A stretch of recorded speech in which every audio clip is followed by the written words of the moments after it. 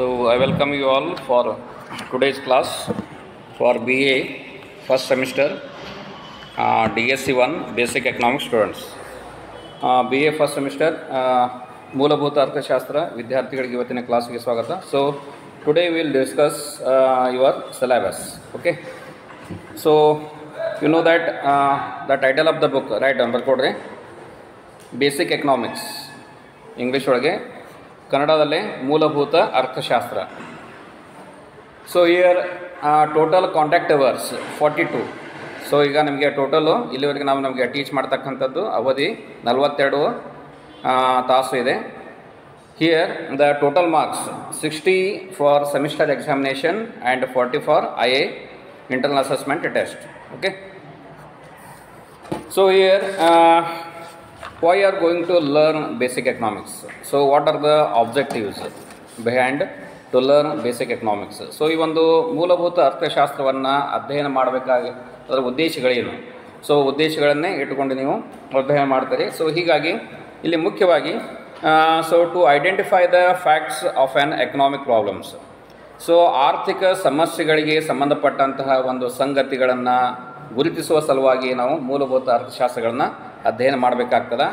ಅದೇ ರೀತಿಯಾಗಿ to learn the basic economic concept and terms. ಅದೇ ರೀತಿಯಾಗಿ ಈ ಒಂದು ಮೂಲಭೂತ ಅರ್ಥಶಾಸ್ತ್ರದಲ್ಲಿ ಬರ್ತಕ್ಕಂತಹ ಈ ಒಂದು ಪರಿಭಾವನೆಗಳನ್ನು ತಿಳಿದುಕೊಳ್ಳುವ ಸಲುವಾಗಿ ಮತ್ತು ತತ್ವಗಳನ್ನು ತಿಳಿದುಕೊಳ್ಳುವ ಸಲುವಾಗಿ.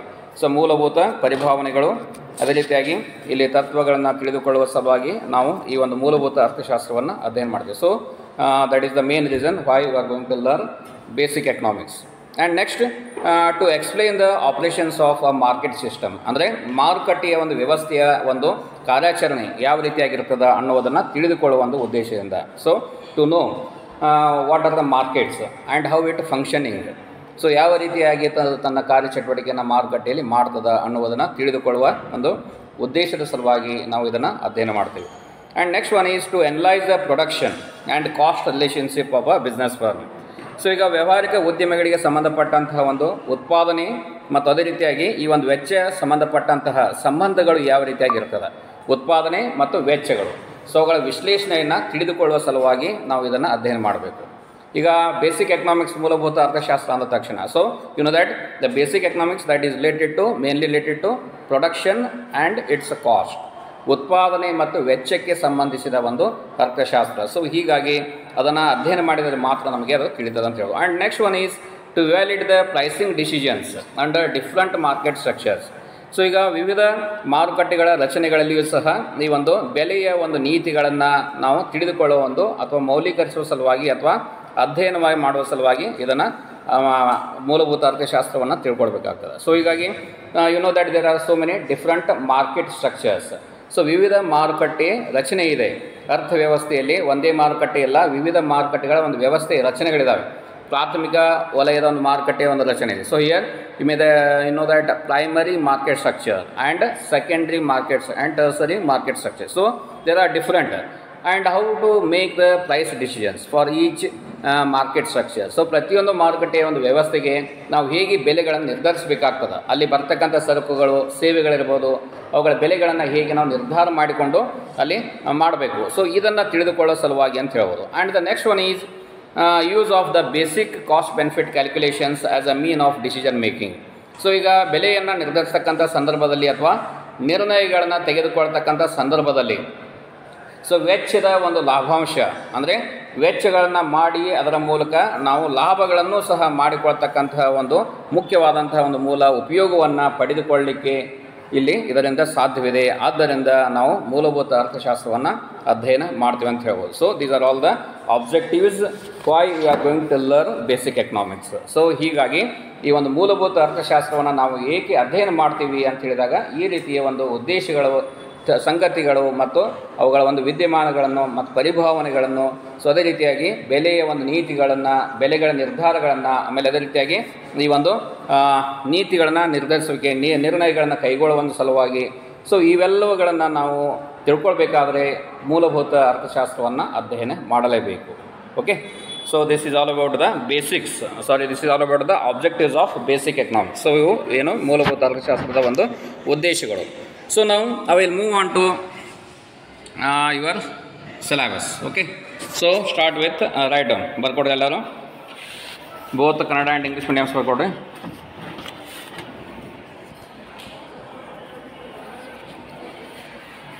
So first you write down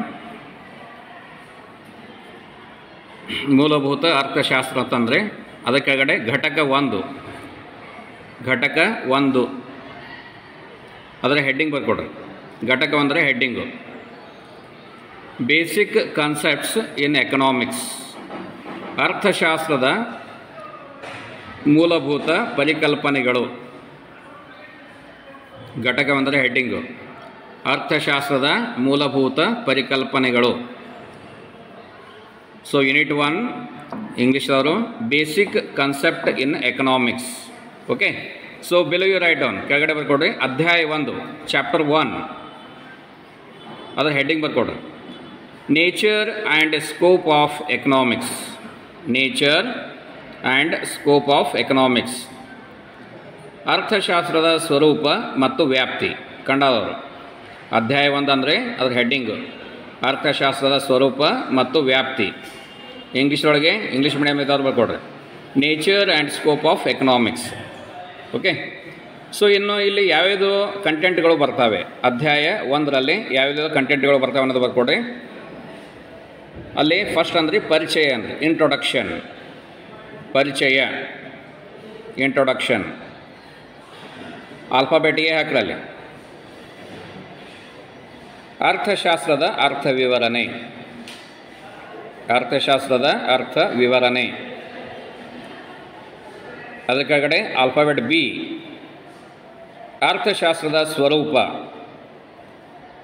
ಅರ್ಥಶಾಸ್ತ್ರದ ಸ್ವರೂಪ ಅದರ ಮುಂದೆ ಡ್ಯಾಶ್ ಹೊಡೆದ ನಂಬರ್ 1 ಅಂದರೆ ಅರ್ಥಶಾಸ್ತ್ರ ಸ್ವರೂಪ ಅಂದರೆ ಅದ್ರ ಮುಂದೆ ಡ್ಯಾಶ್ ಹೊಡೆದ ನಂಬರ್ 1. ಅರ್ಥಶಾಸ್ತ್ರದ ವ್ಯಾಖ್ಯೆಗಳು. ಅರ್ಥಶಾಸ್ತ್ರದ ವ್ಯಾಖ್ಯೆಗಳು ನಂಬರ್ 2 ಅದರ ಕೆಳಗಡೆ ನಂಬರ್ 2 ಅಂದರೆ ಅರ್ಥಶಾಸ್ತ್ರ ಅದರ ಮುಂದೆ ಟೀಮ್ ಕೊಡ್ರಿ. ಒಂದು ವಿಜ್ಞಾನ ಅಥವಾ ಕಲೆ. ಅರ್ಥಶಾಸ್ತ್ರ ಅದರ ಮುಂದೆ ಡ್ಯಾಶ್ ಅಥವಾ ಒಂದು ಟೀಮ್ ಕೊಡ್ರಿ. ಒಂದು ವಿಜ್ಞಾನ ಅಥವಾ ಕಲೆ ಬರೋದ್ರೆ ಅದರ ಕೆಳಗಡೆ 3 ನಂಬರ್ 3 ಹಾಕ್ರಿ. ಅರ್ಥಶಾಸ್ತ್ರ ಅಂದರೆ ಅದರ ಮುಂದೆ ಒಂದು ಟೀಮ್ ಕೊಡ್ರಿ ಅಥವಾ ಇದನ್ನು ಡ್ಯಾಶ್ ಹೊಡ್ರಿ. ಒಂದು ವಾಸ್ತವಿಕ ವಿಜ್ಞಾನ. ಒಂದು ವಾಸ್ತವಿಕ ವಿಜ್ಞಾನ ಅಥವಾ ಪ್ರಮಾಣಕ ಬ್ರ್ಯಾಕೆಟ್ನಲ್ಲಿ ಮಾದರಿ ವಿಜ್ಞಾನ ಬ್ರ್ಯಾಕೆಟ್ ಕ್ಲೋಸ್ ಮಾದರಿ ಬ್ರ್ಯಾಕೆಟ್ ಕ್ಲೋಸ್ ಮಾಡಿರಿ ವಿಜ್ಞಾನ. ಇನ್ನೊಮ್ಮೆ ಹೇಳ್ತಾ ನೋಡ್ರಿ ಅರ್ಥಶಾಸ್ತ್ರ ಅದ್ರ ಮುಂದೆ ಡ್ಯಾಶ್ ಹೊಡ್ರಿ. ಒಂದು ವಾಸ್ತವಿಕ ವಿಜ್ಞಾನ ಅಥವಾ ಪ್ರಮಾಣಕ ಬ್ರ್ಯಾಕೆಟ್ನಲ್ಲಿ ಮಾದರಿ ವಿಜ್ಞಾನ. ಇನ್ನು ಆಲ್ಫಾಬೆಟ್ ಸಿ ಹಾಕ್ರಿ. ಆಲ್ಫಾಬೆಟ್ ಸಿ ಅರ್ಥಶಾಸ್ತ್ರದ ವ್ಯಾಪ್ತಿ. ಆಲ್ಫಾಬೆಟ್ ಸಿ ಅರ್ಥಶಾಸ್ತ್ರದ ವ್ಯಾಪ್ತಿ. ಅದರ ಕೆಳಗಡೆ ಆಲ್ಫಾಬೆಟ್ ಡಿ ಅರ್ಥಶಾಸ್ತ್ರದ ವಿಧಾನಗಳು. ಅರ್ಥಶಾಸ್ತ್ರದ ವಿಧಾನಗಳು. ಅದರ ಕೆಳಗಡೆ ಆಲ್ಫಾಬೆಟ್ ಇ ಬರೆಯಿರಿ. ಅರ್ಥಶಾಸ್ತ್ರವನ್ನು ಏತಕ್ಕೋಸ್ಕರ. ಅರ್ಥಶಾಸ್ತ್ರವನ್ನು ಏತಕ್ಕೋಸ್ಕರ ಬ್ರ್ಯಾಕೆಟ್ನಲ್ಲಿ ಯಾವ ಉದ್ದೇಶದಿಂದ ಬ್ರ್ಯಾಕೆಟ್ ಕ್ಲೋಸ್ ಅಧ್ಯಯನ ಮಾಡಬೇಕು ಕ್ವಶನ್ ಮಾರ್ಕ್. ಅಧ್ಯಯನ ಮಾಡಬೇಕು. ಇನ್ನೊಮ್ಮೆ ಹೇಳ್ತೀನಿ ನೋಡ್ರಿ ಅರ್ಥಶಾಸ್ತ್ರವನ್ನು ಏತಕ್ಕೋಸ್ಕರ ಬ್ರ್ಯಾಕೆಟ್ನಲ್ಲೇ ಯಾವ ಉದ್ದೇಶದಿಂದ ಅಧ್ಯಯನ ಮಾಡಬೇಕು ಕ್ವಶನ್ ಮಾರ್ಕ್. ಸೊ ಇದು ಇಷ್ಟು ಒಂದು ಅಧ್ಯಾಯ ಅಂದರೆ ಒಂದು ಸಿಲೆಬಸ್ಸು. ಇನ್ನು ಇಂಗ್ಲೀಷ್ ಮೀಡಿಯಮ್ದಲ್ಲಿ ಹೇಳ್ತೀನಿ. So chapter 1 unit 1 heading basic concepts in economics. ಅದರ ಕೆಳಗಡೆ chapter number 1 nature and scope of economics. ಅದರ ಕೆಳಗಡೆ alphabet A introduction. Alphabet A meaning of economics. ಅದರ ಕೆಳಗಡೆ alphabet B nature of economics. C scope of economics. D methods of economics.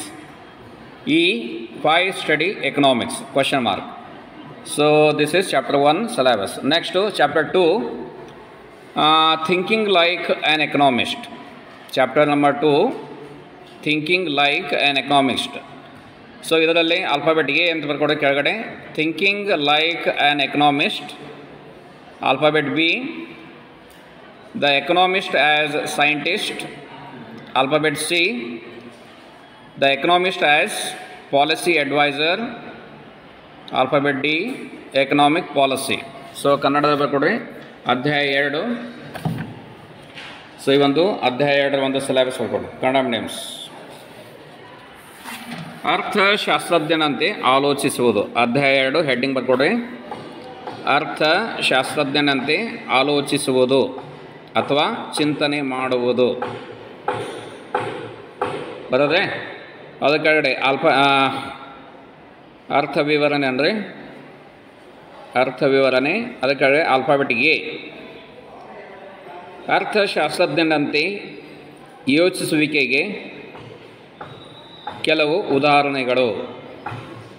ಅರ್ಥಶಾಸ್ತ್ರಜ್ಞನಂತೆ ಯೋಚಿಸುವಿಕೆಗೆ ಕೆಲವು ಉದಾಹರಣೆಗಳು. ಅದರ ಕೆಳಗಡೆ ಆಲ್ಫಾಬೆಟ್ ಬಿ, ಒಬ್ಬ ವಿಜ್ಞಾನಿಯಾಗಿ ಅರ್ಥಶಾಸ್ತ್ರಜ್ಞ. ಒಬ್ಬ ವಿಜ್ಞಾನಿಯಾಗಿ ಅರ್ಥಶಾಸ್ತ್ರಜ್ಞ. Alphabet C, ಕಾರ್ಯನೀತಿ ಸಲಹೆಗಾರನಾಗಿ ಅರ್ಥಶಾಸ್ತ್ರಜ್ಞ. ಕಾರ್ಯನೀತಿ ಸಲಹೆಗಾರನಾಗಿ ಅರ್ಥಶಾಸ್ತ್ರಜ್ಞ. ಇದು alphabet C. Next alphabet D, ಆರ್ಥಿಕ ನೀತಿ ಬ್ರ್ಯಾಕೆಟ್ನಲ್ಲೇ ಕಾರ್ಯನೀತಿ.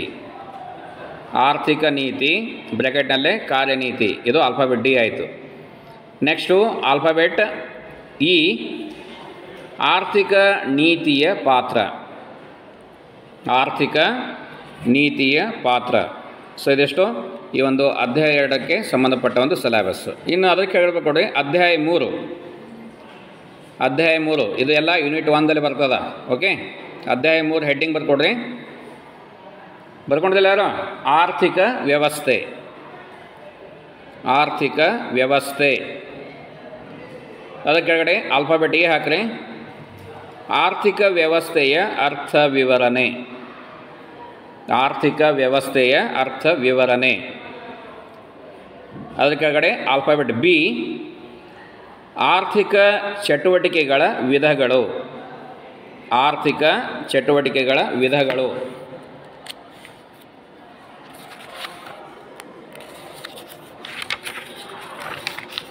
ನೆಕ್ಸ್ಟು ಆಲ್ಫಾಬೆಟ್ ಸಿ, ಆರ್ಥಿಕ ಚಟುವಟಿಕೆಗಳ ಸಂಘಟನೆ. ಆರ್ಥಿಕ ಚಟುವಟಿಕೆಗಳ ಸಂಘಟನೆ. ಆಲ್ಫಾಬೆಟ್ ಡಿ, ಆರ್ಥಿಕ ಚಟುವಟಿಕೆಗಳ ವರ್ತುಲಾಕಾರದ ಪ್ರವಹನ. ಆರ್ಥಿಕ ಚಟುವಟಿಕೆಗಳ ವರ್ತುಲಾಕಾರದ ಪ್ರವಹನ. ಆಯಿತಾ? ಹಾಂ, ಇನ್ನೂ ಹೇಳ್ತೇನೆ ನೋಡಿ. ಆರ್ಥಿಕ ಚಟುವಟಿಕೆಗಳ ವರ್ತುಲಾಕಾರದ ಪ್ರವಹನ. ಪ್ರವಹನ ಬರೀತೆ. ಹಾಂ. ನೆಕ್ಸ್ಟ್ ಆಲ್ಫಾಬೆಟ್ ಇ, ಪ್ರಚಲಿತ ಆರ್ಥಿಕ ವ್ಯವಸ್ಥೆಗಳ. ಪ್ರಚಲಿತ ಆರ್ಥಿಕ ವ್ಯವಸ್ಥೆಗಳ ವಿಕಾಸ. ಸೊ ಇದಿಷ್ಟು ಅಧ್ಯಾಯ 3ರ ಒಂದು ಸಿಲೆಬಸ್, ಘಟಕ 1ರಲ್ಲಿ ಬರ್ತಕ್ಕಂಥದ್ದು. ಇನ್ನು English mediums chapter 3 economic system. So ಅಲ್ಲಿ ಸಬ್ ಚಾಪ್ಟರ್ ಆಲ್ಫಾಬೆಟ್ಗೆ types of economic activities. Alphabet B, organisation of economic activities. Alphabet C, circular flow of economic activities. Alphabet D, evolution of the present economic systems. Evolution of the present economic systems. So this is all about chapter 3 syllabus. Okay. So here you will get one practicism.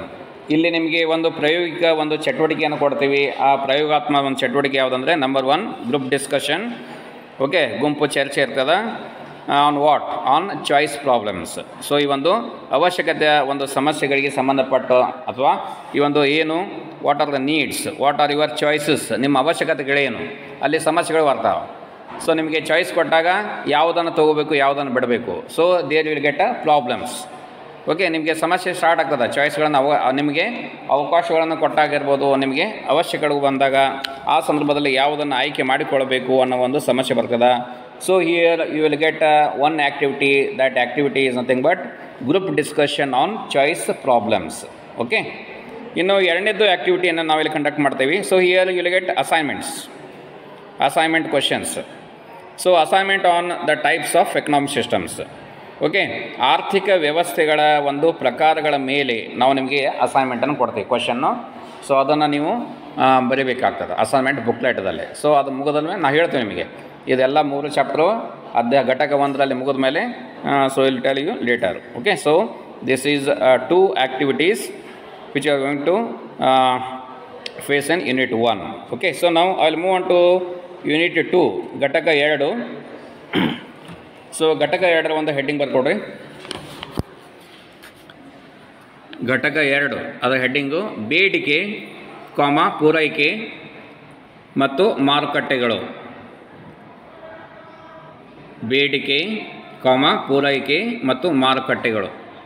So ಅಲ್ಲಿ ಅದಕ್ಕೆ ಸಂಬಂಧಪಟ್ಟ ಚಾಪ್ಟರ್ಗಳದ್ದು syllabus ಬರ್ಕೊಡ್ರಿ. ಅಧ್ಯಾಯ 4 ಅಂತ ಬರ್ಕೊಡ್ರಿ. ಅದರ ಕೆಳಗಡೆ ಅಧ್ಯಾಯ 4 ಅದರ heading ಬರ್ಕೊಡ್ರಿ. ಉದ್ಯಮ ಸಂಸ್ಥೆಗಳು ಮತ್ತು ಕುಟುಂಬ. ಉದ್ಯಮ ಸಂಸ್ಥೆಗಳು ಮತ್ತು ಕುಟುಂಬ. ಅದರ ಕೆಳಗಡೆ ಆಲ್ಫಾಬೆಟ್ ಎ ಹಾಕ್ರಿ. ಅದರ ಸಬ್ ಕಂಟೆಂಟ್ಸ್ ಬರ್ಕೊಡ್ರಿ. ಆಲ್ಫಾಬೆಟ್ ಎ, ಉದ್ಯಮ ಸಂಸ್ಥೆಗಳ ಮತ್ತು ಕುಟುಂಬದ ಅರ್ಥ. ಉದ್ಯಮ ಸಂಸ್ಥೆಗಳ ಮತ್ತು ಕುಟುಂಬದ ಅರ್ಥ. ಆಯಿತಾ? ಅದರ ಕೆಳಗಡೆ ಆಲ್ಫಾಬೆಟ್ ಬಿ, ಉದ್ಯಮ ಸಂಸ್ಥೆಗಳ ಮತ್ತು ಕುಟುಂಬದ ನಡುವಿನ ಸಂಬಂಧ. ಉದ್ಯಮ ಸಂಸ್ಥೆಗಳ ಮತ್ತು ಕುಟುಂಬದ ನಡುವಿನ ಸಂಬಂಧ. ನೆಕ್ಸ್ಟ್ ಆಲ್ಫಾಬೆಟ್ ಸಿ, ಒಳಸುರಿ ಅಂದರೆ ಇನ್ಪುಟ್ಸ್ ಅಂತ ಹೇಳ್ತೀವಿ. ಅದಕ್ಕೆ ಹೂಡುವಳಿ ಅಂತ ಹೇಳ್ತೀವಿ. ಒಳಸುರಿ ಬರಲಿಕ್ಕೆ ಬರ್ತದಿಲ್ಲ. ಒಳಸುರಿ ಬ್ರ್ಯಾಕೆಟ್ನಲ್ಲೇ ಹೂಡುವಳಿ, ಬ್ರ್ಯಾಕೆಟ್ ಕ್ಲೋಸ್. ಮಾರುಕಟ್ಟೆಗಳು. ಒಳಸುರಿ ಅಥವಾ ಹೂಡುವಳಿ ಮಾರುಕಟ್ಟೆಗಳು. ಇದು ಇನ್ಪುಟ್ ಮಾರ್ಕೆಟ್ ಅಂತ ಹೇಳ್ತೀವಿ ಇಂಗ್ಲೀಷ್ ಒಳಗೆ. ನೆಕ್ಸ್ಟ್ ಆಲ್ಫಾಬೆಟ್ ಡಿ, ಉತ್ಪನ್ನ ಮಾರುಕಟ್ಟೆಗಳು. ಉತ್ಪನ್ನ ಮಾರುಕಟ್ಟೆಗಳು. ಸೊ ಇದಿಷ್ಟು ಅಧ್ಯಾಯ 4ರ ಒಂದು ಸಿಲೆಬಸ್ಸು, ಘಟಕ 2ರಲ್ಲಿ ಬರ್ತಕ್ಕಂಥದ್ದು. ಇನ್ನು ಇಂಗ್ಲೀಷ್ ಮೀಡಿಯಮ್ದಲ್ಲಿ ಹೇಳ್ತೀನಿ. ಸೊ ಘಟಕ unit 2 heading demand, supply and markets. So here you will get chapter 4 syllabus. Heading is firms and household. Alphabet A, meaning of firms and household. Alphabet B, relationship between firms and household.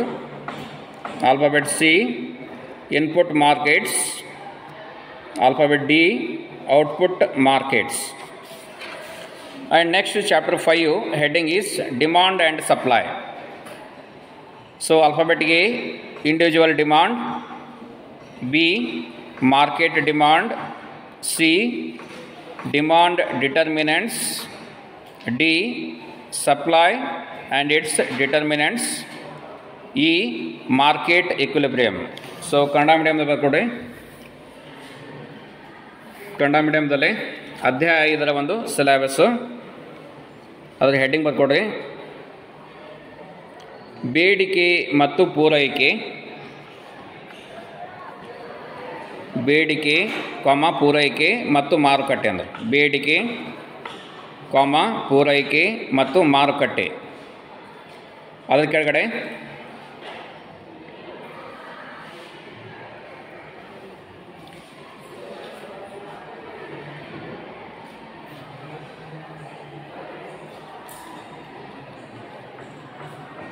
ಆಲ್ಫಾಬೆಟ ಅಲ್ಲಿ ಏನು ಮಾಡಿ A ಹಾಕ್ರಿ, ಅಥವಾ Roman 1 ಹಾಕ್ರಿ. ಅಲ್ಲಿ 3 ಇವು ಬರ್ತಾವೆ.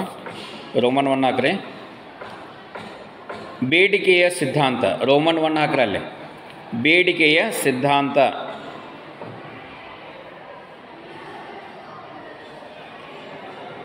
ಅದು ಹೇಳಿದ್ದೇನೆ, ಚಾಪ್ಟರ್ 4 ಸಿಲೆಬಸ್ ಹೇಳಿದಿಲ್ಲ. ಈಗ ಚಾಪ್ಟರ್ 5 ಹೇಳಾಕ್ತೀನಿ, ಹೌದಲ್ಲ? ಬರ್ಕೊಡಲ್ಲ. ರೋಮನ್ 4ರಲ್ಲಿ ಬೇಡಿಕೆಯ ಸಿದ್ಧಾಂತ, ಅದರ ಕೆಳಗಡೆ ಬೇಡಿಕೆಯ ವರ್ಗೀಕರಣ, ಅದರ ಕೆಳಗಡೆ ಬೇಡಿಕೆಯ ಪ್ರಕಾರಗಳು, ಬೇಡಿಕೆಯ ಪ್ರಕಾರಗಳು.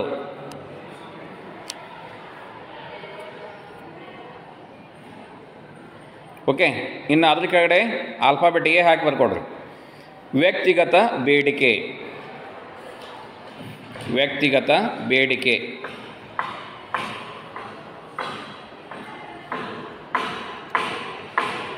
ಆಮೇಲೆ ಆಲ್ಫಾಬೆಟ್ ಬಿ ಮಾರುಕಟ್ಟೆ ಬೇಡಿಕೆ, ಮಾರುಕಟ್ಟೆ ಬೇಡಿಕೆ.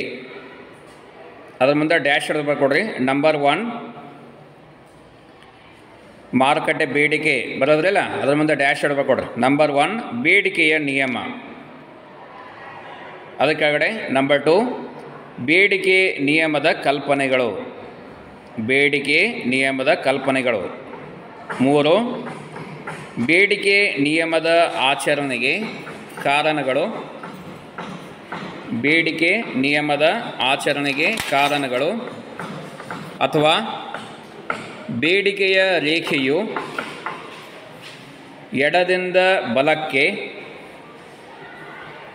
ಬೇಡಿಕೆಯ ರೇಖೆಯು ಎಡದಿಂದ ಬಲಕ್ಕೆ ಇಳಿಮುಖವಾಗಿರುವುದಕ್ಕೆ ಕಾರಣಗಳು. ಇನ್ನು ಮೇಲೆ ಬೇಡಿಕೆಯ ನಿಯಮದ ಆಚರಣೆಗೆ ಕಾರಣಗಳು, ಆಯಿತಾ? ಅಥವಾ ಬೇಡಿಕೆಯ ರೇಖೆಯು ಎಡದಿಂದ ಬಲಕ್ಕೆ ಇಳಿಮುಖವಾಗಿರುವುದಕ್ಕೆ ಕಾರಣಗಳು. ಇನ್ನು ನೆಕ್ಸ್ಟ್ ಅದ್ರ ಕೆಳಗಡೆ ಬರ್ಕೊಡ್ರಿ. ಆಲ್ಫಾಬೆಟ್ ಸಿ ಅಂತ ಹಾಕ್ರಿ. ಬಿ ಅದ್ರ ಕೆಳಗಡೆ ಸಿ. ಓಕೆ, ಬೇಡಿಕೆಯ ನಿರ್ಧಾರಕಗಳು, ಬೇಡಿಕೆಯ ನಿರ್ಧಾರಕಗಳು ಅಥವಾ ಬೇಡಿಕೆಯ ಮಟ್ಟವನ್ನು ನಿರ್ಧರಿಸುವ ಅಂಶಗಳು, ಬೇಡಿಕೆಯ ಮಟ್ಟವನ್ನು ನಿರ್ಧರಿಸುವ ಅಂಶಗಳು. ಇನ್ನು ಅದರ ಕೆಳಗಡೆ ಆಲ್ಫಾಬೆಟ್ ಡಿ ಪೂರೈಕೆ ಮತ್ತು ಅದರ ನಿರ್ಧಾರಕಗಳು, ಪೂರೈಕೆ ಮತ್ತು ಅದರ ನಿರ್ಧಾರಕಗಳು. ಅದರ ಮುಂದೆ ಡ್ಯಾಶ್ ಹೊಡೆದು ಬರ್ಕೊಡ್ರಿ. ನಂಬರ್ 1 ಪೂರೈಕೆಯ ಅರ್ಥ ವಿವರಣೆ, ಆಯಿತಾ? ಅದರ ಕೆಳಗಡೆ ನಂಬರ್ 2 ಪೂರೈಕೆಯ ನಿಯಮ, ಪೂರೈಕೆಯ ನಿಯಮ. ಇದು ಡಿ ಮುಗೀತು. ಇನ್ನು ನೆಕ್ಸ್ಟು ಆಲ್ಫಾಬೆಟ್ ಇ ಅಂತ ಹಾಕ್ರಿ. ಮಾರುಕಟ್ಟೆ ಸಮತೋಲನ, ಮಾರುಕಟ್ಟೆ ಸಮತೋಲನ. So this is all about chapter 5 syllabus. Chapter 5 heading ಏನು? ಬೇಡಿಕೆ, ಪೂರೈಕೆ ಮತ್ತು ಮಾರುಕಟ್ಟೆ ಅಂತ. ಇನ್ನು ನೆಕ್ಸ್ಟು ಅಧ್ಯಾಯ 6 ಹೆಡ್ಡಿಂಗ್ ಬರ್ಕೊಡ್ರಿ. ಯೂನಿಟ್ 2ದಲ್ಲಿ ಅಧ್ಯಾಯ 6 ಹೆಡ್ಡಿಂಗ್ ಬರ್ಕೊಡ್ರಿ. ಸ್ಥಿತಿಸ್ಥಾಪಕತ್ವ ಮತ್ತು ಅದರ ಮಾಪನ. ಅಧ್ಯಾಯ 6 ಹೆಡ್ಡಿಂಗ್ ಇದು ಸ್ಥಿತಿಸ್ಥಾಪಕತ್ವ ಮತ್ತು ಅದರ ಮಾಪನ. ಅದರ ಕೆಳಗಡೆ ಆಲ್ಫಾಬೆಟ್ ಎ ಹಾಕಿ ಬರ್ಕೊಡ್ರಿ. ಅದರ ಸಬ್ ಯೂನಿಟ್ಸ್ಗಳನ್ನು ಹಾಕ್ರಿ. ಆಲ್ಫಾಬೆಟ್ ಎ ಅಂತ ಬರೆಯಲ್ಲಿ ಬೇಡಿಕೆಯ ಸ್ಥಿತಿಸ್ಥಾಪಕತ್ವ, ಬೇಡಿಕೆಯ ಸ್ಥಿತಿಸ್ಥಾಪಕತ್ವ. ಆಮೇಲೆ ಅದರ ಕೆಳಗಡೆ ಬಿ ಬೆಲೆ ಬೇಡಿಕೆಯ ಸ್ಥಿತಿಸ್ಥಾಪಕತ್ವದ ರೂಪಗಳು, ಬೆಲೆ ಬೇಡಿಕೆಯ ಸ್ಥಿತಿಸ್ಥಾಪಕತ್ವದ ರೂಪಗಳು. ಅಲ್ಲಿ ಕೆಳಗಡೆ ಆಲ್ಫಾಬೆಟ್ ಸಿ ಬೇಡಿಕೆಯ ಸ್ಥಿತಿಸ್ಥಾಪಕತ್ವದ ಮಾಪನ, ಬೇಡಿಕೆಯ ಸ್ಥಿತಿಸ್ಥಾಪಕತ್ವದ ಮಾಪನ. ಬರೋದ್ರೆ ಎಲ್ಲರೂ ಬಿ ಎಲ್ಲರೂ ಬರ್ಕೊಂಡಿಲ್ಲ ಕರೆಕ್ಟಾ? ಬಿ ಏನು? ಬೆಲೆ ಬೇಡಿಕೆಯ ಸ್ಥಿತಿಸ್ಥಾಪಕತ್ವದ ರೂಪಗಳು. ಸಿ ಬೇಡಿಕೆಯ ಸ್ಥಿತಿಸ್ಥಾಪಕತ್ವದ ಮಾಪನ. ನೆಕ್ಸ್ಟ್ ಆಲ್ಫಾಬೆಟ್ ಡಿ ಹಾಕ್ರಿ. ಅದು ಹೆಡ್ಡಿಂಗ್ ಬರ್ಕೊಡ್ರಿ. ಆಲ್ಫಾಬೆಟ್ ಡಿ ಇದ್ದು ಸಬ್ ಹೆಡ್ಡಿಂಗ್ ಬರ್ಕೊಡ್ರಿ. ಬೇಡಿಕೆಯ ಸ್ಥಿತಿಸ್ಥಾಪಕತ್ವವನ್ನು ನಿರ್ಧರಿಸುವ ಅಂಶಗಳು, ಬೇಡಿಕೆಯ ಸ್ಥಿತಿಸ್ಥಾಪಕತ್ವವನ್ನು ನಿರ್ಧರಿಸುವ ಅಂಶಗಳು. ಅದರ ಕೆಳಗಡೆ ಡ್ಯಾಶ್ ಹೊಡೆದು ಬರ್ಕೊಡ್ರಿ. ನಂಬರ್ 1 ಅಂದರೆ ಬೇಡಿಕೆಯ ಸ್ಥಿತಿಸ್ಥಾಪಕತ್ವದ ಮಹತ್ವ. ಡಿದ ಸಬ್ ಹೆಡ್ಡಿಂಗ್ ಮುಂದೆ ಡ್ಯಾಶ್ ಹೊಡಿರಿ. ನಂಬರ್ 1 ಹಾಕ್ರಲ್ಲಿ ಬೇಡಿಕೆಯ ಸ್ಥಿತಿಸ್ಥಾಪಕತ್ವದ ಮಹತ್ವ ಅಂತ ಬರೆಯಿರಿ. ಆಯಿತು. ಸೊ ಇದೆಷ್ಟು ಅಧ್ಯಾಯ ಸಂಬಂಧಪಟ್ಟ ಒಂದು ಸಿಲೆಬಸ್. ಸೊ ಇಲ್ಲಿ ಇಂಗ್ಲೀಷಲ್ಲಿ ಹೇಳ್ತಾ ಇದ್ದೀನಿ ಈಗ. Chapter 6 in Unit 2, Chapter 6, elasticity and its measurements. So below write down alphabet A, types of elasticity of demand. B, price, income and cross elasticities. Alphabet C, measurement of elasticity of demand. Alphabet D, determinants of elasticity of demand. So here you will get a practicism. So ಇಲ್ಲಿ ನಿಮಗೆ ಚಟುವಟಿಕೆಗಳನ್ನು ಕೊಡಲಾಗ್ತದೆ. So ನಿಮ್ಮ ಒಂದು ಪ್ರಾಯೋಗಿಕವಾದಂಥ ಒಂದು knowledge ಸಿಗಲಿ ಅನ್ನೋ ಉದ್ದೇಶದಿಂದ ಇಲ್ಲಿ ನಿಮಗೆ will give you estimation of demand and supply elasticities. So ಈ ಒಂದು ಬೇಡಿಕೆ ಮತ್ತು ಪೂರೈಕೆಯ ಒಂದು ಸ್ಥಿತಿಸ್ಥಾಪಕತ್ವಗಳ ಒಂದು ಅಂದಾಜನ್ನು ಮಾಡಲಿಕ್ಕೆ ನಿಮಗೆ ಒಂದು ಇದನ್ನು ಕೊಡ್ತೀವಿ. ಓಕೆ, ಅಂಕಿಅಂಶಗಳನ್ನು ಕೊಟ್ಟು ಸೊ ಬೇಡಿಕೆ ಮತ್ತು ಪೂರೈಕೆಯ ಒಂದು ಸ್ಥಿತಿಸ್ಥಾಪಕತ್ವವನ್ನು ಹೇಗೆ ಅಂದಾಜಿಸ್ಬೋದು ಅನ್ನುವುದನ್ನು ಅಂಕಿಅಂಶಗಳ ಮೂಲಕ ನೀವು ಇಲ್ಲಿ ಕಂಡುಹಿಡಬೇಕಾಗ್ತದೆ. So that will give you later on. Okay, so will give you datas and on that basis that data is related to demand and supply. So on that datas we have to estimate the demand and supply elasticities. And next you will get one problem on equilibrium. How to solve the equilibrium problems. So ಈ ಒಂದು ಸಮತೋಲನದ ಸಮಸ್ಯೆಗಳನ್ನು ಹೇಗೆ ನೀವು ಲೆಕ್ಕಿಸಲಿಕ್ಕೆ ಸಾಧ್ಯವಿದೆ ರೇಖಾಕೃತಿಯ ಮೂಲಕ. So demand and supply ಕೊಡ್ತೀವಿ, ಅದರ ಡೇಟಾಸ್ ಕೊಡ್ತೀವಿ, ಅದನ್ನು ರೇಖಾಕೃತಿಯ ಮೂಲಕ ಹೇಗೆ ಸಮತೋಲನವನ್ನು ನೀವು ಕಂಡುಹಿಡಿಯಲಿಕ್ಕೆ ಸಾಧ್ಯವಿದೆ ಅನ್ನುವುದನ್ನು ಸಹ ಈ ಒಂದು ಇದರಲ್ಲೇ ತಿಳ್ಕೊಳ್ತೀರಿ. Okay, so will get a practical knowledge after completion of Unit 2 all the chapters. Okay, so now I will move on to the next, that is Unit 3, ಘಟಕ 3. ಘಟಕ 3ಗೆ ಬರೀ ಎಲ್ಲರೂ ಬರ್ಕೊಡ್ರಿ. ಘಟಕ 3 ಅಂದರೆ ಅದರ ಹೆಡ್ಡಿಂಗ್ ಬರ್ಕೊಡ್ರಿ. ಘಟಕ 3 ಅದರ ಹೆಡ್ಡಿಂಗು ವೆಚ್ಚ ಮತ್ತು ಮಾರುಕಟ್ಟೆ ರಚನೆಗಳು. ವೆಚ್ಚ ಮತ್ತು ಮಾರುಕಟ್ಟೆ ರಚನೆಗಳು, ಇದು ಘಟಕ 3 ಒಂದು ಹೆಡ್ಡಿಂಗು. ಇನ್ನು ಅದಕ್ಕಾಗಡೆ ಅಧ್ಯಾಯ 7 ಅಂದರೆ ಅಧ್ಯಾಯ 7 ಅದರ ಹೆಡ್ಡಿಂಗ್ ಬರ್ಕೊಡ್ರಿ. ಉತ್ಪಾದನೆ ಮತ್ತು ಉತ್ಪಾದನಾ ಬಿಂಬಕ. ಉತ್ಪಾದನೆ ಮತ್ತು ಉತ್ಪಾದನಾ ಬಿಂಬಕ. ಉತ್ಪಾದನೆ ಮತ್ತು ಉತ್ಪಾದನಾ ಬಿಂಬಕ. ಇನ್ನು ಅದರ ಕೆಳಗಡೆ ಬರ್ಕೊಡ್ರಿ ಉತ್ಪಾದನೆಯ ಅರ್ಥ ವಿವರಣೆ ಅಂದರೆ ಉತ್ಪಾದನೆಯ ಅರ್ಥ ವಿವರಣೆ. ಅದರ ಕೆಳಗಡೆ ಆಲ್ಫಾಬೆಟ್ ಎ ಹಾಕ್ರಿ. ಉತ್ಪಾದನಾ ಬಿಂಬಕ. ಉತ್ಪಾದನಾ ಬಿಂಬಕ ಬ್ರ್ಯಾಕೆಟ್ನಲ್ಲೇ ಉತ್ಪಾದನಾ ಕ್ರಿಯೆ. ಉತ್ಪಾದನಾ ಕ್ರಿಯೆ ಅದರ ಮುಂದೆ ಡ್ಯಾಶ್ ಹೊಡೆದ ನಂಬರ್ 1 ಅಂದರೆ ಉತ್ಪಾದನೆಯ ಅಥವಾ ಬ್ರ್ಯಾಕೆಟ್ನಲ್ಲೇ ತುಷ್ಟಿಗುಣದ ರೂಪಗಳು. ಉತ್ಪಾದನೆಯ ಅಥವಾ ತುಷ್ಟಿಗುಣದ ರೂಪಗಳು ಅಂದರೆ ನಂಬರ್ 1 ಉತ್ಪಾದನೆಯ ಅಥವಾ ತುಷ್ಟಿಗುಣದ ರೂಪಗಳು. ಇನ್ನು ಆಲ್ಫಾಬೆಟ್ ಬಿ ಉತ್ಪಾದನಾಂಗಗಳು. ಉತ್ಪಾದನಾಂಗಗಳು ಬ್ರ್ಯಾಕೆಟ್ನಲ್ಲೇ ಉತ್ಪಾದನಾ ಕರ್ತೃಗಳು.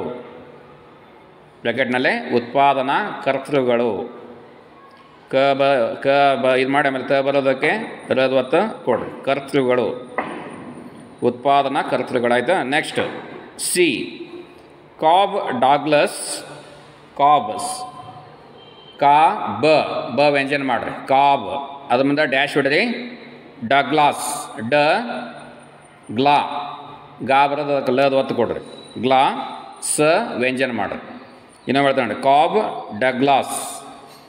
ಕಾಬ್ ಡಗ್ಲಾಸ್ ಉತ್ಪಾದನಾ ಕ್ರಿಯೆ.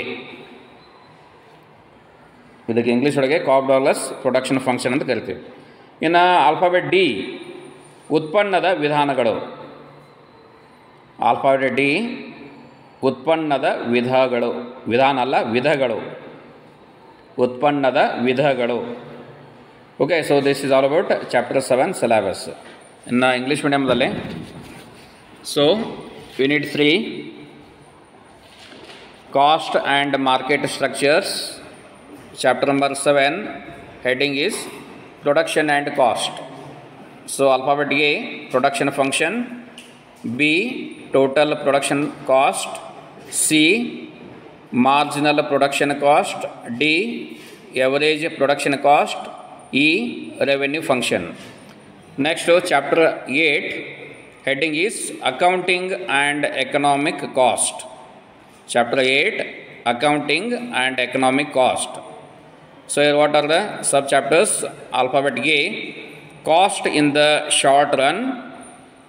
Alphabet B, fixed cost and variable cost. Alphabet C, marginal cost. Alphabet D, long run average cost and marginal cost. Alphabet E, TR, MR, AR. Okay, so this is a chapter 8 syllabus. Okay, so now ಕನ್ನಡದಲ್ಲಿ ಬರ್ಕೊಡ್ರಿ. ಅಧ್ಯಾಯ 8 ಒಂದು heading ಬರ್ಕೊಡ್ರಿ.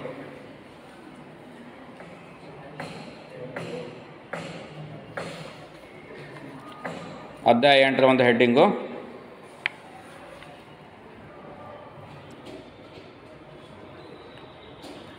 ಉತ್ಪಾದನಾ ವೆಚ್ಚ ಮತ್ತು ಆದಾಯದ ವಿಶ್ಲೇಷಣೆ. ಉತ್ಪಾದನಾ ವೆಚ್ಚ ಮತ್ತು ಆದಾಯದ ವಿಶ್ಲೇಷಣೆ. Cost of production and revenue analysis. ಉತ್ಪಾದನಾ ವೆಚ್ಚ ಮತ್ತು ಆದಾಯದ ವಿಶ್ಲೇಷಣೆ. ಅದರ ಕೆಳಗಡೆ ಉತ್ಪಾದನಾ ವೆಚ್ಚದ ಅರ್ಥ ವಿವರಣೆ. ಉತ್ಪಾದನಾ ವೆಚ್ಚ ಅಷ್ಟ ಅಂದರೆ ಅರ್ಥ ವಿವರಣೆ ಬೇಡ, ಉತ್ಪಾದನಾ ವೆಚ್ಚ ಅಂತ ಅಷ್ಟ ಬರೀ. ಅದರ ಕೆಳಗಡೆ ಆಲ್ಫಾಬೆಟ್ ಎ ಹಾಕ್ರಿ. ವೆಚ್ಚಗಳ ವಿಧಗಳು. ವೆಚ್ಚಗಳ ವಿಧಗಳು. ಅದರ ಕೆಳಗಡೆ ನಂಬರ್ 1 ಒಟ್ಟು ವೆಚ್ಚ. ನಂಬರ್ 2 ಸರಾಸರಿ ವೆಚ್ಚ. 3 ಸೀಮಾಂತ ವೆಚ್ಚ. ಸೀಮಾಂತ ವೆಚ್ಚ. ನೆಕ್ಸ್ಟು ಆಲ್ಫಾಬೆಟ್ ಬಿ, ಅಲ್ಪಾವಧಿಯಲ್ಲಿ ಉತ್ಪಾದನಾ ವೆಚ್ಚ. ಅಲ್ಪಾವಧಿಯಲ್ಲಿ ಉತ್ಪಾದನಾ ವೆಚ್ಚ. ನೆಕ್ಸ್ಟು ಆಲ್ಫಾಬೆಟ್ ಸಿ, ದೀರ್ಘಾವಧಿಯಲ್ಲಿ ಉತ್ಪಾದನಾ ವೆಚ್ಚ.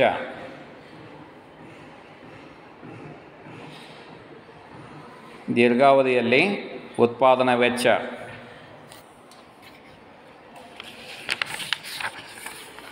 ಇನ್ನು ನೆಕ್ಸ್ಟು ಆಲ್ಫಾಬೆಟ್ ಡಿ ಹಾಕ್ರಿ. ಆದಾಯದ ವಿಶ್ಲೇಷಣೆ. ಆಲ್ಫಾಬೆಟ್ ಡಿ, ಆದಾಯದ ವಿಶ್ಲೇಷಣೆ.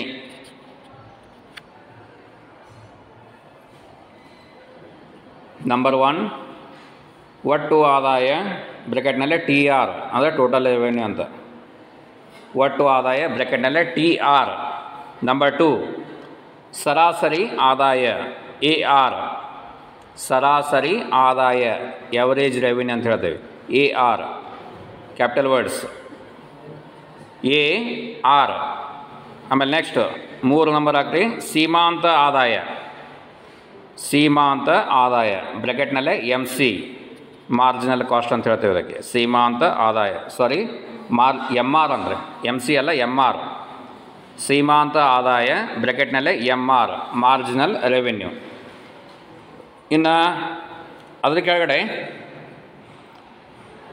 ಸರಾಸರಿ ಮತ್ತು ಸೀಮಾಂತ, ಅದರ ಕೆಳಗಡೆ ಬರ್ಕೊಡ್ರಿ. ಸರಾಸರಿ ಮತ್ತು ಸೀಮಾಂತ ಆದಾಯ ರೇಖೆಗಳ ನಡುವಿನ ಸಂಬಂಧ.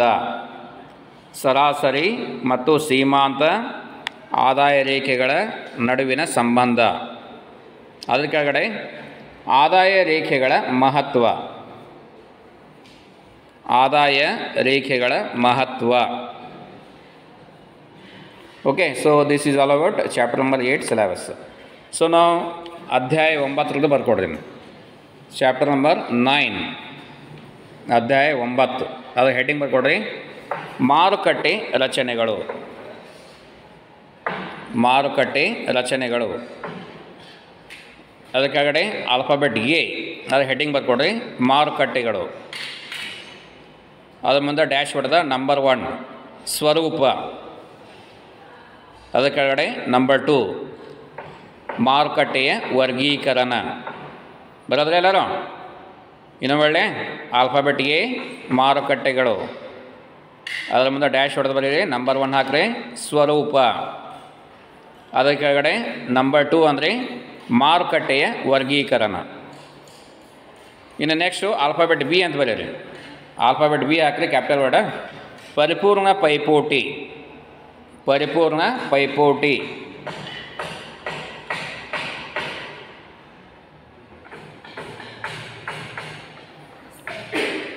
ಪರಿಪೂರ್ಣ ಪೈಪೋಟಿ. ಅದ್ರ ಮುಂದೆ ಡ್ಯಾಶ್ ಹೊಡೆದು ಕೊಡ್ರಿ, ನಂಬರ್ 1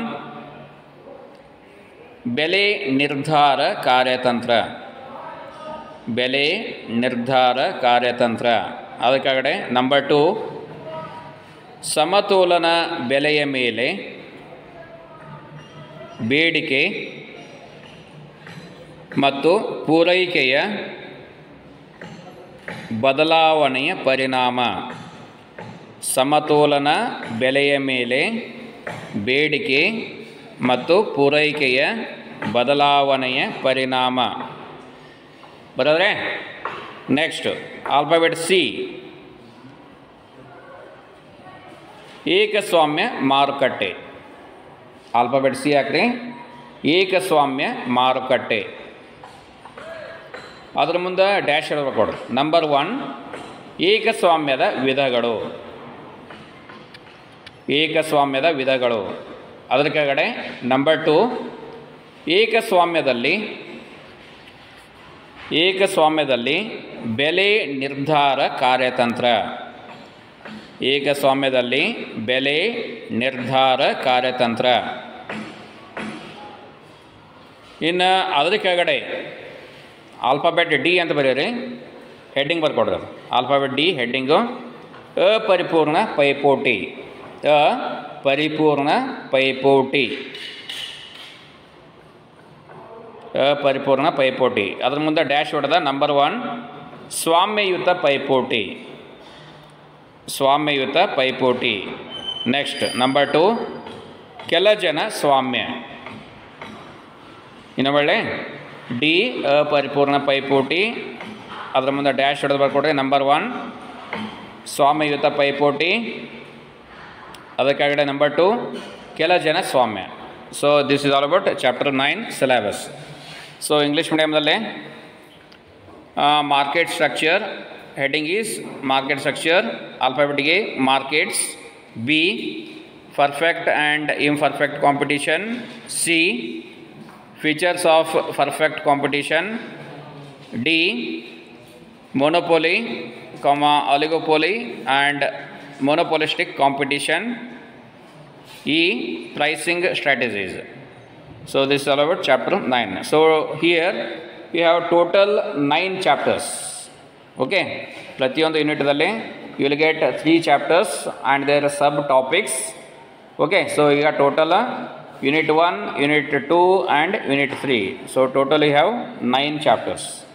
So ಇಷ್ಟು ನಮ್ಮದಿದೆ. So now I will move on to the next point, that is what are the references we have to use for basic economics. So ಈ ಒಂದು ಬೇಸಿಕ್ ಎಕನಾಮಿಕ್ಸ್ಗೆ ನೀವು ಏನೇನು ಬುಕ್ಗಳನ್ನು ಉಪಯೋಗ ಮಾಡಬೇಕು, ರೆಫರ್ ಮಾಡಬೇಕು ಅನ್ನೋದನ್ನ ಈಗ ಹೇಳ್ತಾ ಇದ್ದೀನಿ. ಸೊ ಈಗ ಕನ್ನಡ ಮೀಡಿಯಮ್ ಇದ್ದರೂ ಸಹ, ಇಂಗ್ಲೀಷ್ ಮೀಡಿಯಮ್ ಇದ್ದರೂ ಸಹ, Kannada medium can also refer English medium reference books. So you can make the notes of so that is from English medium books. Kannada ಮೀಡಿಯಮ್ದವರು ಸಹ ಏನು ಮಾಡ್ಬೋದು, ಇಂಗ್ಲೀಷ್ ಮೀಡಿಯಮ್ ಬುಕ್ಕನ್ನು ರೆಫರ್ ಮಾಡಿ ನೀವು ನೋಟ್ಸ್ಗಳನ್ನು ಕನ್ನಡದಲ್ಲೇ ಟ್ರಾನ್ಸ್ಲೇಟ್ ಮಾಡಿ ಮಾಡ್ಕೊಳ್ಬೋದು. So here the books are ಬರ್ಕೊಡ್ರಿ. ಇಂಗ್ಲೀಷ್ ಮೀಡಿಯಮ್ ಇದ್ದಾವೆ, ಆದರೂ ಬರ್ಕೊಡ್ರಿ. ನಿಮಗೆ ಇಲ್ಲಿ ಲೈಬ್ರರಿಯಲ್ಲಿ ಸಿಗುವಂಥ ಬುಕ್ಸ್ಗಳನ್ನು ಹೇಳ್ತೀನಿ. So which book will get in library? So Cohen AG, COHEN, Cohen AG. So title of the book is Macroeconomics for Life. Macroeconomics for Life. So smart choices for all. Okay. And here another one book, the same book is written by the same author, that is Microeconomics. The first one now Macroeconomics ittu. So second book one is Microeconomics for Life, Smart Choices for You, plus My Lab Economics with Pearson, e-text, Toronto, Pearson, Canada. Okay, so these are the two books. So these two books you will get in also Google. ಗೂಗಲಲ್ಲಿ ಸಹ ನೀವು ಈ ಬುಕ್ಗಳನ್ನು type ಮಾಡೋದ್ರ ಮೂಲಕ ನೀವು ಅಲ್ಲಿಗೆ open ಆಗ್ತದೆ. So there you can view the PDF files or PDF book.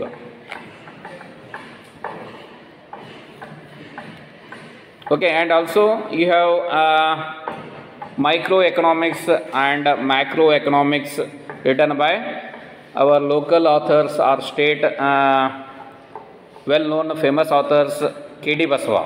Okay, KD Basava ಅವರು ಸಹ ಬರೆದಂತಹ ಒಂದು ಇಂಗ್ಲೀಷ್ ಮೀಡಿಯಂ ಬುಕ್ಕು ನಿಮಗೆ ಕನ್ನಡ ಮೀಡಿಯಮ್ದಲ್ಲೇ ಲಭ್ಯವಿದೆ. So you can get micro economics and also macro economics both in Kannada and English medium. ಕನ್ನಡದಲ್ಲಿ ಸೂಕ್ಷ್ಮ ಅರ್ಥಶಾಸ್ತ್ರ ಅಂತ ಹೇಳಿ ಬರ್ತದೆ, KD Basava ಅವರು ಬರೆದಂಥದ್ದು, ಮತ್ತು ವಿಶಾಲಾತ್ಮಕ ಅರ್ಥಶಾಸ್ತ್ರ ಅಂತೇಳಿ ಬರ್ತದೆ ಕನ್ನಡ ಮೀಡಿಯಮ್ದಲ್ಲಿ. So you can refer those books also.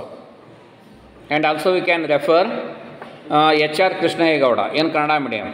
HR Krishnaiah Gowda ಸೂಕ್ಷ್ಮ ಅರ್ಥಶಾಸ್ತ್ರ ಮತ್ತು ಅದೇ ರೀತಿಯಾಗಿ ವಿಶಾಲಾತ್ಮಕ ಅಥವಾ ಸಮಗ್ರ ಅರ್ಥಶಾಸ್ತ್ರ ಅಂತೇಳಿ HR ಕೃಷ್ಣಯ್ಯಗೌಡ ಬರೆದಂತಹ ಈ ಒಂದು ಓಲ್ಡ್ ಸಿಲೆಬಸ್ದ ಬುಕ್ಸ್ ನಮ್ಮ ಲೈಬ್ರರಿಯಲ್ಲಿ ಇದ್ದಾವೆ. So you can refer those books also. So besides you can refer the text book in Kannada medium. So ಮೂಲಭೂತ ಅರ್ಥಶಾಸ್ತ್ರ, okay, written by doctor HR Krishnaiah Gowda. Okay, Kannada ಮೀಡಿಯಮ್ದಲ್ಲೇ ಇದು ಸಿಗ್ತದೆ, ಮೂಲಭೂತ ಅರ್ಥಶಾಸ್ತ್ರ. And also will get basic economics written by the same author in English medium. And another one book is available in Kannada medium, that is ಮೂಲಭೂತ ಅರ್ಥಶಾಸ್ತ್ರ. ಬರ್ಕೊಡ್ರಿ, ನೀತಿ ಸೋಮಶೇಖರ, ನೇತಿ Somashekhara. So that is also available. ಮೂಲಭೂತ ಅರ್ಥಶಾಸ್ತ್ರ. So these two books available in markets and also in our library. Okay, so you can also purchase it in e-ಕಾರ್ಟ್. ಅದು ಅಮೆಜಾನಲ್ಲಿ ತೊಗೊಳ್ರಿ ಅಥವಾ ಇದರಲ್ಲಿ ಸಹ ಫ್ಲಿಪ್ಕಾರ್ಟದಲ್ಲಿ ಸಿಗ್ತದೆ. ಆನ್ಲೈನ್ದಲ್ಲಿ ಸರ್ಚ್ ಮಾಡಿರಿ, you will get book stalls. Okay, and also will get these books in local. Okay, local book stall ಸಹ ನೀವು ನೋಡ್ಬೋದು. ಅಲ್ಲಿ ಆರ್ಡರ್ ಕೊಟ್ಟರೆ ನೀವು ತರಿಸ್ಕೊಡ್ತಾರೆ, ಬುಕ್ಗಳನ್ನು ತೊಗೊಳ್ಬೋದು. So these two books are as per your syllabus both in Kannada and English mediums. Okay, HR Krishnaiah ಬರೆದಂಥದ್ದು ಕನ್ನಡದಲ್ಲಿ ಇದೆ ಮತ್ತು ಇಂಗ್ಲೀಷ್ ಮೀಡಿಯಮ್ದಲ್ಲಿ ಸಿಗ್ತದೆ. ಅದೇ ರೀತಿಯಾಗಿ ಇನ್ನೊಬ್ಬರು ಆದರೂ ಕನ್ನಡ ಮೀಡಿಯಮ್ ಬರೆದಿದ್ದಾರೆ, ನೇತಿ ಸೋಮಶೇಖರ್ ಅಂತ ಬರೆದಿದ್ದಾರೆ. ಸೊ ಇದು ಸಹ ನಿಮಗೆ ಮೂಲಭೂತ ಅರ್ಥಶಾಸ್ತ್ರ basic one as per syllabus ಪ್ರಕಾರ ಇದೆ. You can refer these books also. Okay, these are the text books. Okay, so this is all about the references.